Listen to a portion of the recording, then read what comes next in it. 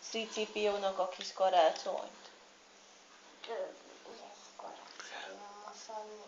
De hát ugyanazt, amit az előbb elmondtál nekem, azt mondd el még egyszer, mert meg akarom jegyezni, és a Szricipió barátomnak el szeretném mondani.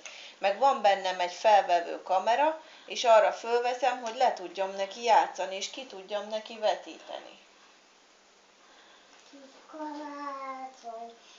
De nézz ide, mert így nem jó.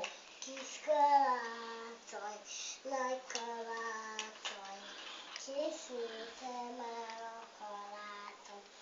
Ha készült már, ide véle, hadd egyen meg melegébe.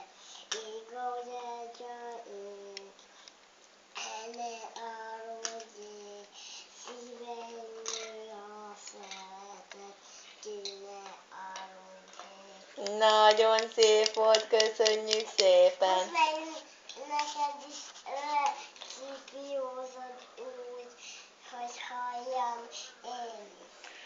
Igen, mindjárt.